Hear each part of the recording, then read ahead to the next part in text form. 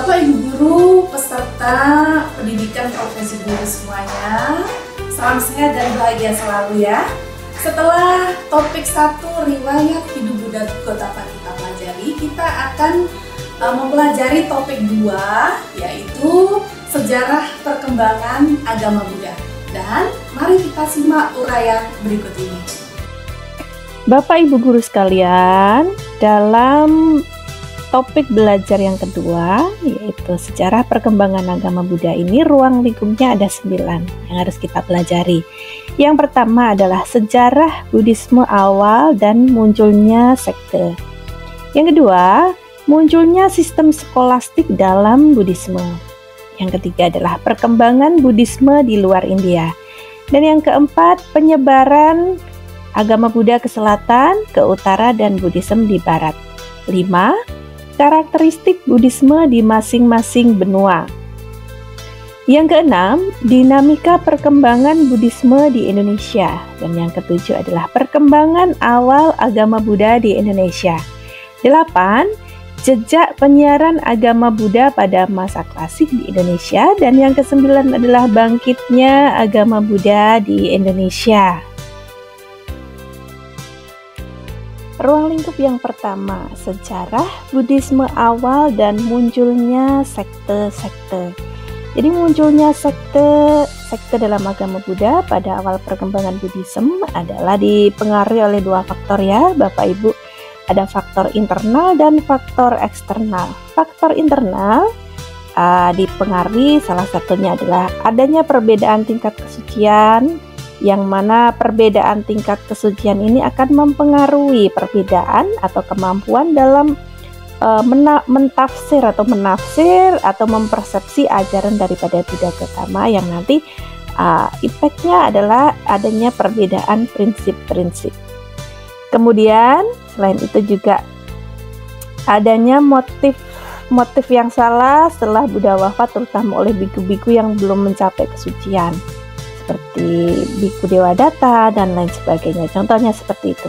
Kemudian faktor eksternal yang mempengaruhi, misalnya salah satunya adalah situasi sosial politik, ada pro dan kontra dari penguasa, kemudian ekonomi dan juga kondisi alam. Dan ada pun sekte besar yang muncul pada awal perkembangan atau awal perpecahan sekte atau munculnya sekte itu adalah ada 2, yaitu Stavirawada dan Mahasangkika, dan nanti akan kita bahas lebih lanjut pada slide berikutnya. Bapak Ibu Guru sekalian, dari 2 sekte besar tersebut ternyata di dalam sekte tersebut juga terpecah-pecah menjadi sekte-sekte kecil, atau lebih tepatnya kelompok-kelompok yang memiliki kefokusan atau dia fokus membahas atau memiliki prinsip tertentu ya. Kalau sekte besarnya adalah Mahasangika yang merupakan sekte yang memisahkan diri pada Pasamuan Agung kedua pada masa Raja Kaniska. Kelompok ini diyakini berasal dari kelompok Biku Wajiputaka dan pengikut Mahadewa yang mencetuskan 5 konsep arhat. Kemudian yang kedua adalah Stavirawada, yaitu kelompok sekte dari biku-biku senior atau ortodok. Nah, kemudian Ugalawadin ini sekte kecil ya, sekte kecil. Dia fokus membahas tentang Pugala, tentang diri atau tentang diri. Kemudian Sarawastiwadin dia berfokus pada filosofi Abhidhamma. Kemudian yang selanjutnya adalah Wibajawadin, dia berfokus atau lebih menekankan analisis secara mendalam tentang segala fenomena, sehingga lebih tepatnya 3 yang belakang ini tidak merujuk kepada sektarian. Jadi dia kelompok-kelompok yang berada di bawah sekte besar seperti itu. Dan untuk lebih jelasnya ke-8 sekte di dalam sekte besar itu nanti teman-teman pelajari sendiri di dalam lampiran materinya, lampiran materi di dalam modul. Ruang lingkup materi yang kedua yaitu munculnya sistem skolastik dalam Buddhisme. Nah, seperti kita pelajari sebelumnya, berawal dari munculnya sekte-sekte atau pembentukan sekte-sekte Buddhisme awal. Jadi munculnya sekte-sekte ini berawal dari pertanyaan, dari keraguan dan sanggahan berdasarkan mempersepsi suatu konsep atau ajaran yang diawali dari dialektika Biku Mahadewa pada awalnya ya. Dan sebagaimana dalam bahasan materi pertama bahwa kurang lebih 100 atau 110 tahun pasca Buddha Parinibbana, terdapat 5 penyangkalan Biku Mahadewa terhadap kitab suci, terhadap kesucian yang dicapai oleh arahat. Nah, itu poinnya apa aja nanti silahkan dipelajari di lampiran materi. Kemudian penyangkalan atau sanggahan yang dilakukan oleh Biku Mahadewa tersebut merupakan metode skolastik atau metode berfilsafat atau seni tafsir terhadap ajaran Buddha yang nanti perkembangannya akan melahirkan kitab-kitab komentar dan lain sebagainya. Kalau dalam bahasa filsafat namanya hermeneutika atau tafsir terhadap kitab suci seperti itu. Kemudian sistem skolastik membentuk sekolah-sekolah atau sekte-sekte awal yang diawali dari pemisahan diri oleh sekelompok biku yang diawali oleh Biku Mahadewa ya tadi teman-teman, dan kelompok biku-biku senior penganut ajaran ortodok. Nah, berikut saya ambilkan 4 contoh daripada skolastik yang muncul pada waktu itu ya. Yang pertama adalah Biku Moggalliputta Tisatera, yang dia adalah non Mahayana atau mungkin bisa dikatakan dia Theravada ya, menguraikan 216 poin kontroversi atau pertentangan dalam bentuk tanya jawab yang dibagi menjadi 23 bab kontroversi atau pertentangan metafisika dan filsafat.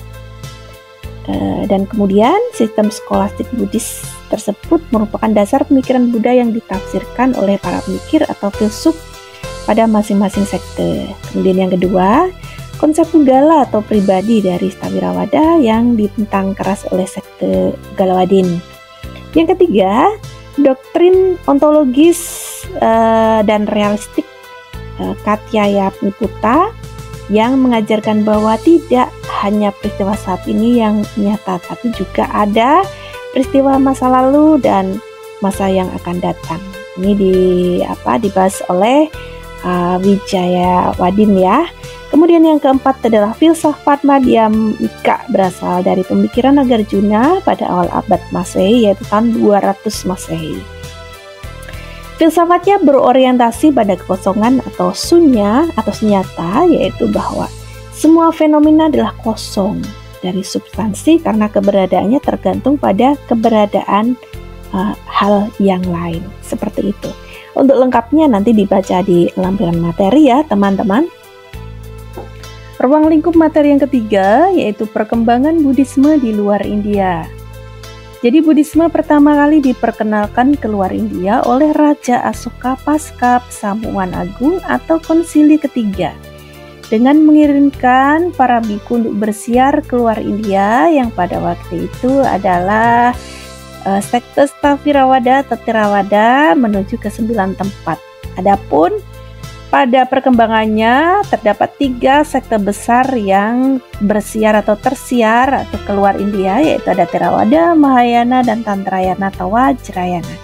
Adapun persebarannya meliputi benua Asia, yaitu Asia Selatan, Asia Tenggara, Asia Tengah, dan Asia Timur. Bapak Ibu Guru, ruang lingkup yang keempat adalah penyebaran agama Buddha ke selatan, ke utara, dan Buddhisme di barat. Yang pertama persebaran ke selatan dulu. Jadi sekte Theravada yang lebih dikenal dengan sekte selatan dengan wilayah penyebaran yang dominan mencakup Sri Lanka, Burma atau Myanmar, Thailand, Laos, Kamboja, dan Indonesia. Basis Theravada berdasarkan perkembangan awalnya adalah di negara Sri Lanka atau disebut Ceylon pada masa klasik, bagian dari Asia Selatan. Kemudian perkenalan Sri Lanka dengan Buddhisme Theravada terjadi pada abad sekitar 3 sebelum Masehi. Dan pada waktu itu Biku Mahindathera beserta dengan 4 biku, 1 samanera, dan 1 upasika merupakan rombongan pertama kali yang dikirim oleh Raja Asoka dengan membawa relik membawa mangkuk Buddha dan teks untuk menyebarkan Buddhisme Theravada di Ceylon atau di Sri Lanka. Selanjutnya adalah persebaran ke utara. Jadi Buddhisme Mahayana lebih cenderung menyebar keluar India ke arah utara pasca dinasti Kanishika pada abad 8 sampai 12 Masehi. Pusat-pusat persebaran Mahayana adalah di utara mencakup wilayah Asia Tengah dan Asia Timur dengan pusat negaranya diantaranya adalah Cina, Tibet, Mongolia, Jepang, dan Korea. Tempat penting yang berhubungan dengan penyebaran Buddhisme ke utara yaitu di Cina dan bagian lain di Asia Timur adalah Kashmir. Kerajaan inilah yang pada awal perkembangan Mahayana menyebarkan Buddhisme ke berbagai negara. Dan hal ini juga dipengaruhi keberadaan jalur perdagangan atau jalur sutra sekaligus sebagai sarana dan tempat terjadinya interaksi dan pengembangan Buddhisme beserta budaya Yunani dan Buddhis. Buddhisme dikenal oleh orang non-Asia sejak abad sekitar 3 sebelum Masehi, yakni oleh orang Macedonia atau Yugoslavia dan orang Yunani pada masa dinasti Nanda. Sementara itu orang barat terutama kalangan akademisi mengenal Buddhisme sejak abad ke-19 dengan adanya penerjemahan teks Sanskerta, Tibet, Sinhala, dan Pali ke dalam bahasa Inggris. Adapun orang barat mengenal Buddhisme salah satunya dengan cara tidak langsung melalui penjajahan. Negara-negara barat awal yang mengenal Buddhisme melalui penjajahan dan penerjemahan kitab suci maupun gerakan teosofis diantaranya adalah Inggris, Perancis, Jerman, dan Amerika. Minat orang barat terhadap Buddhisme dikarenakan ketertarikan pada ajaran dan filsafat Buddhis. Salah satunya adalah dampak debat yang dilakukan oleh Samanera Mohotiwati Gunananda terhadap Kristen pada tahun 1866, 1871, dan 1873. Ruang lingkup yang kelima adalah karakteristik perkembangan Buddhisme di masing-masing benua. Yang pertama, di Asia Selatan. Buddhisme pada negara bagian di wilayah Asia Selatan sejak awal perkembangannya hingga saat ini memiliki karakteristik yang dapat dikelompokkan berdasarkan kondisi keberlangsungannya. Sejak masa klasik hingga saat ini Buddhisme berkembang dan bertahan di salah satunya di Sri Lanka, di Nepal dan Bhutan meskipun mengalami pasang surut. Kemudian di India dan di Bangladesh, Buddhisme pernah berkembang dan mengalami kejayaan pada masa klasik, namun kemudian mengalami kemunduran pada abad ke-12 Masehi dan muncul kembali pada masa era modern hingga saat ini. Sementara itu berbeda dengan kedua kelompok tersebut di Maldives, Pakistan, dan Afghanistan merupakan negara-negara di Asia Selatan yang saat ini hanya memiliki peninggalan arkeologis Buddhis tanpa penduduk yang secara turun-temurun menganut agama Buddha. Selanjutnya adalah di Asia Tengah. Buddhisme masuk dan berkembang di Asia Tengah sebagaimana penjelasan sebelumnya adalah karena Asia Tengah merupakan jalur sutra dan jalur perdagangan antara Cina, India, dan Romawi sejak sebelum Masehi dan awal abad Masehi. Temuan perkembangan Buddhisme di Asia Tengah juga ditemukan di Sansan, yaitu adanya naskah dengan aksara Kharoshthi yang menggambarkan bahwa Raja Sansan merupakan pengikut Buddhisme Mahayana. Kemudian di Balkan dan Bactria di Afghanistan sekarang sebagai bagian kerajaan Indo-Yunani ditemukan reruntuhan Nawawihara sebagai pusat pembelajaran Buddhisme di Asia Tengah pada abad ke-7. Di Asia Tenggara, Buddhisme diperkenalkan ke Asia Tenggara daratan maupun kepulauan pada awal abad Masehi bahkan sebelum Masehi dengan pengaruh langsung dari India. Budaya India yang selaras dan sinkron dengan animisme di Asia Tenggara mempermudah Buddhisme berkembang di Asia Tenggara seperti halnya yang terjadi di Asia Tengah, dan Asia Timur. Kerajaan-kerajaan di Asia Tenggara yang kuat juga sangat mempengaruhi kejayaan Buddhisme di Asia Tenggara, bahkan mengakar kuat hingga saat ini, terutama di Asia Tenggara daratan.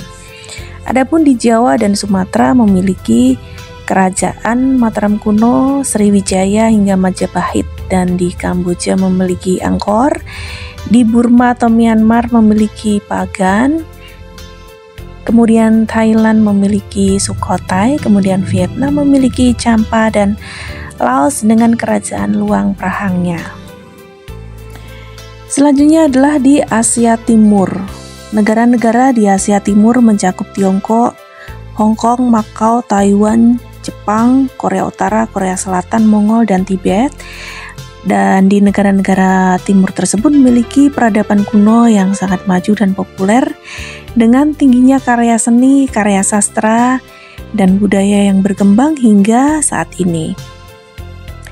Di Cina atau di Tiongkok memiliki kekuatan politik yang dan juga budaya yang berpengaruh terhadap sesama negara di Asia Timur, sehingga bahasa, budaya, filsafat, dan agama yang ada di Tiongkok tersebar di Asia Timur, bahkan di wilayah Asia lainnya.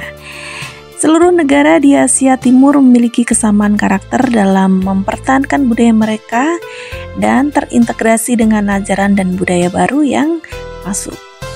Kemudian Konfusianisme, Taoisme, Shinto, Shamanisme, dan Animisme yang berkembang di Asia Timur dapat menerima Buddhisme karena kelenturan Buddhisme terhadap budaya. Oleh karena itu, ketika Buddhisme masuk ke Asia Timur dapat memunculkan subsekte Mahayana yang menyesuaikan dengan budaya setempat yang tercermin dalam berbagai varian sekte di Asia Timur, sebagaimana subsekte Mahayana yang berkembang di sana. Ruang lingkup yang keenam adalah dinamika perkembangan Buddhisme di Indonesia. Sistem kepercayaan animisme dan dinamisme dalam uraian sebelumnya merupakan kepercayaan nenek moyang bangsa Indonesia sebelum mengenal agama. Datangnya budaya India ke Indonesia selain melalui perdagangan juga dipengaruhi oleh salah satunya adalah kedatangan seorang pendeta untuk menyebarkan agama Hindu di Indonesia yang disebut dengan Batara Guru. Kemudian tentang kedatangan Resi Agastya ke Indonesia terdapat dalam sastra prasasti dan arca Agastya di beberapa candi di Jawa Tengah dan Jawa Timur. Persebaran kebudayaan yang terorganisasi berdasarkan konsep India tentang kerajaan dengan ciri khas agama Hindu dan Buddha. Kemudian selain itu mitologi Purana, kepatuhan pada Dharma Sastra, dan cara mengungkapkannya adalah dalam bahasa Sanskerta sering disebut dengan istilah Indianisasi pada waktu itu. Ruang lingkup yang keenam adalah dinamika perkembangan Buddhisme di Indonesia. Sistem kepercayaan animisme dan dinamisme dalam uraian sebelumnya merupakan kepercayaan nenek moyang bangsa Indonesia sebelum mengenal agama. Datangnya budaya India ke Indonesia selain melalui perdagangan juga dipengaruhi oleh salah satunya adalah kedatangan seorang pendeta untuk menyebarkan agama Hindu di Indonesia yang disebut dengan Batara Guru. Kemudian tentang kedatangan Resi Agastya ke Indonesia terdapat dalam sastra prasasti dan arca Agastya di beberapa candi di Jawa Tengah dan Jawa Timur. Persebaran kebudayaan yang terorganisasi berdasarkan konsep India tentang kerajaan dengan ciri khas agama Hindu dan Buddha. Kemudian selain itu mitologi Purana, kepatuhan pada Dharma Sastra, dan cara mengungkapkannya adalah dalam bahasa Sanskerta sering disebut dengan istilah Indianisasi pada waktu itu. Selanjutnya adalah bukti masuknya agama Buddha di Nusantara. Di antaranya adalah adanya arca Buddha dari Perunggu di Sempaga, Sulawesi Selatan, di Jember, Jawa Timur, kemudian di Bukit Siguntang, Sumatera Selatan dengan langgam Amarawati atau India Selatan pada abad 2 sampai 5 Masehi. Kemudian juga terdapat arca perunggu berlanggam Gandhara atau India Utara di Kota Bangun, Kutai, Kalimantan Timur. Sumber-sumber lain selain tersebut di atas yang berisi tentang persepsi tentang masuknya agama Buddha di Nusantara adalah diantaranya yang pertama, Raja Asoka mengirim Bhikkhu Sona ke utara ke Suwarna Bumi atau Myanmar dengan setelah pesamuan agung atau konsili ketiga di Pataliputra yang kemungkinan menyebar ke Malaya dan Sumatera. Yang kedua, datangnya pengembara dari India bernama Aji Saka Tritusta ke Tanah Jawa pada abad ke-1 Masehi, tepatnya pada tahun kalender Saka yaitu tahun 78 Masehi. Yang ketiga, agama Buddha Hinayana atau Theravada dibawa oleh Gunawarman putra Raja Kashmir pada abad ke-4 di Kerajaan Holing Jawa.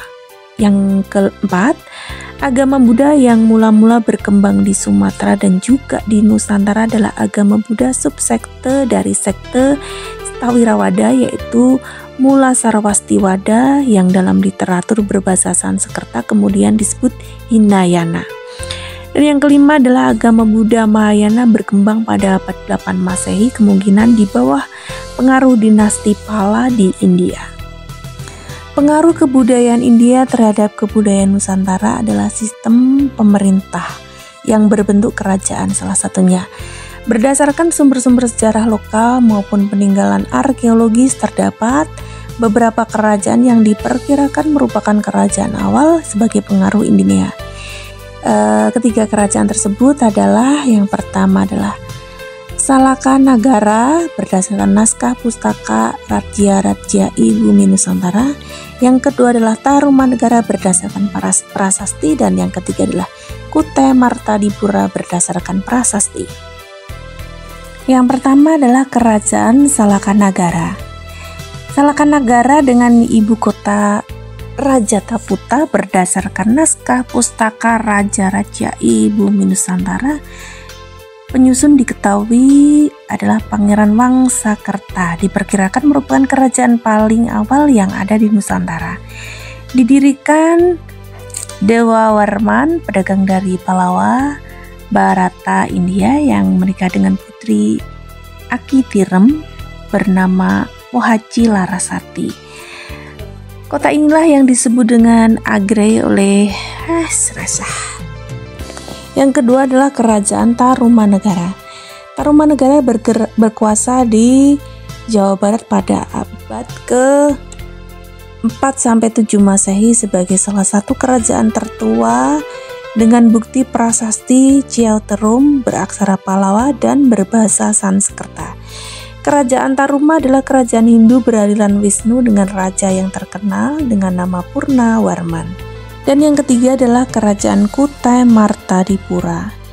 Kutai Martadipura adalah di Kalimantan Timur, salah satu kerajaan tertua di Indonesia dengan bukti prasasti Yupa yang berisi informasi tentang Kerajaan Kutai yang ketika itu diperintah oleh Raja Mulawarman. Kerajaan Kutai didirikan oleh pengungsi dari Magadha Bharata India karena daerahnya juga dikuasai oleh negara lain pada waktu itu. Selanjutnya adalah tentang peninggalan agama Buddha di Kalimantan Timur yang bersumber dari arca perunggu berlanggam Gandhara atau India Utara dari kota yang berada di Kota Bangun, Kutai, Kalimantan Timur. Bapak Ibu guru yang berbahagia, selanjutnya kita akan mengulas tentang Buddhism di Kalimantan Barat. Terdapat kerajaan Wijayapura atau Fosi Polu yang didasarkan atas berita Tionghoa. Jejak keberadaan agama Buddha diketahui dari prasasti. Yang pertama, ditemukan di Dusun Pait di lembah Sungai Sempit yang dialiri Sungai Tarik, anak Sungai Kapuas. Yang kedua, prasasti berisi mantra-mantra Buddha. Yaitu mantra ditulis di antara 7 relief stupa yang sudah aus dan sulit dibaca. Yang ketiga, terdapat paleografi prasasti berasal dari sekitar abad ke-7 Masehi, dan yang keempat adalah di Sambas ditemukan arca-arca Buddha dari logam, yaitu perunggu, emas, dan perak yang berlanggam Sailendra pada abad ke-8 dan 9 Masehi. Selanjutnya adalah Buddhism di Sumatera, yaitu berdasarkan prasasti Rajendra Chola dari Tanjore, menjelaskan adanya 4 kerajaan di Sumatera, yaitu 1. Sriwijaya di Palembang, Sumatera Selatan sekitar Sungai Musi pada abad ke-5 atau 7 sampai abad 11 Masehi. Yang kedua adalah Panai atau Pane di Sumatera Utara sekitar Batang Pane. Kemudian yang ketiga adalah Malaijur atau Melayu di Jambi dan Sumatera Barat Batanghari, dan yang keempat adalah Mayi Rudinggam atau Lamuri di Aceh. Tentang kerajaan Sriwijaya yang terletak di Palembang, Sumatera Utara. Di sepanjang Sungai Musi antara Bukit Seguntang dan Sabukingkin. Itsing menjelaskan bahwa di Sriwijaya berkembang aliran Hinayana atau Theravada, yaitu subsekte Stavirawada yaitu Mula Sarwastiwada, sementara di Melayu berkembang Mahayana. Ibu kota Sriwijaya dikelilingi oleh benteng, ada lebih dari 1000 orang biksu Buddha, dan semuanya tekun mencurahkan perhatiannya pada pengetahuan agama dan mengamalkan ajaran Buddha. Selanjutnya, Itsing menerjemahkan kitab ke dalam bahasa Cina pada kunjungan kedua, yaitu pada tahun 685 sampai 689 Masehi. Dan Prasasti Nakhon di Sitamarat pada tahun 775 Masehi di Vingsa, Thailand Selatan. Dijelaskan bahwa Raja Sriwijaya Dharmasetu membangun 3 stupa Buddha, yaitu Padma Pani, Sakyamuni, dan Wajrapani. Kerajaan Panai di Sumatera Utara terletak di sekitar Sungai Pane dan Sungai Barumun, Sumatera Utara. Peninggalan budaya di Padang Lawas dikatakan bahwa ada berhubungan dengan kerajaan Panai berdasarkan nama Pane, sungai kecil Batang Pane. Panai adalah salah satu tempat yang diserang oleh kerajaan Chola pada tahun 1025 Masehi dan disebutkan dalam Kakawin Nagara Kartagama Kerajaan Bawahan Majapahit. Peninggalannya diantaranya adalah Biharutantrayana di Padang Lawas. Kemudian ada patung Lokananta yang diapit oleh 2 tara dari perunggu. Kemudian Candi Sitopoyan dengan 4 reruntuhan patung fragmen dari Stamba di Desa Sitopoyan, Padang Bulak, Padang Lawas, Tapanuli Selatan.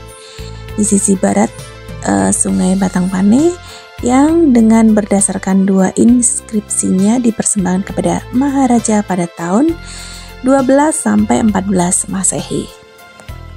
Selanjutnya adalah Kerajaan Melayu. Kerajaan Melayu meliputi Sungai Batanghari, Jambi, dan Sumatera Barat di sekitar Kabupaten Tanah Datar, Bagaruyung, dan di sekitar Sungai Rokan Kampar dan Indragiri di Sumatera Barat, Riau.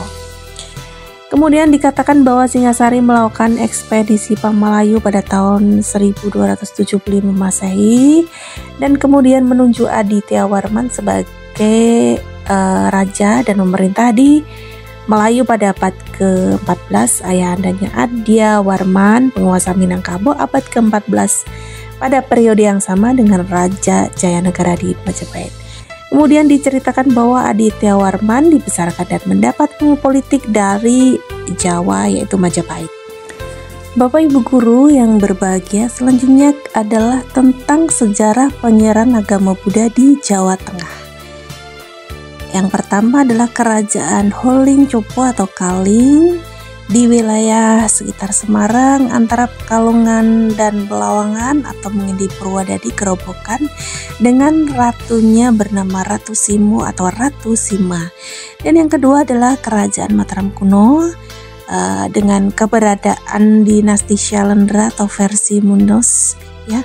Kemudian ada dikatakan bahwa Sriwijaya menguasai Jawa Tengah di area dataran Kendu ketika Holling pindah ke Malang, dan keberadaan Sriwijaya di Jawa Tengah berdasarkan prasasti Kalasan tahun 779 Masehi tentang pembuatan Candi Tara oleh Rakai Panangkaran atas perintah Wangsa Sailendra.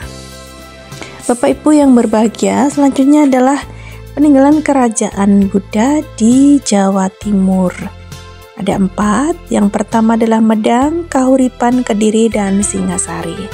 Dan yang pertama kita adalah tentang kerajaan Medang. Dikatakan bahwa agama Buddha dan Hindu Siwa yang terpengaruh Tantra hidup berdampingan di kerajaan Mataram kuno dinasti Isyana di Jawa Timur di bawah pimpinan Empu Sendok pada tahun 929 Masehi. Dengan bukti Empu Sindok menikahkan putrinya dengan Lokapala atau Sugata Paksa sebutan Buddhisnya. Kemudian Empu Sindok beragama Siwa, memperhatikan agama Buddha dengan menerjemahkan kitab suci Buddhis Mahayana Tantrayana Jawa, yaitu Sanghyang Kamahayanan Mantrayana, berisi ajaran tentang biksu yang sedang ditapiskan. Kemudian ada Sanghyang Kamahayanikan yang berisi tentang ajaran cara mencapai pelepasan, dan salah satunya menjelaskan bahwa Siwa Buddha sebagai Tuhan. Kerajaan Kahuripan. Pada masa kerajaan Kahuripan berdiri pada tahun 1010 Masehi dengan peninggalan bercirikan agama Buddha, yaitu dibangunnya biara Buddha bernama Sriwijayasrama sebagai hadiah untuk istri Airlangga dari Sriwijaya yang beragama Buddha. Dan yang kedua adalah muncul karya sastra Arjuna Wiwaha, yaitu sastra tentang kisah-kisah Panji. Selanjutnya adalah Kerajaan Kediri. Kerajaan Kediri merupakan penerus daripada Kerajaan Kahuripan, di mana agama Buddha tetap berkembang dan diakui meskipun bukan sebagai agama utama. Dan bukti perkembangan tersebut diantaranya adalah 1. Dibangunnya biara Buddha yang bernama Sriwijayasrama sebagai hadiah untuk istri Airlangga yang berasal dari Sriwijaya yang beragama Buddha.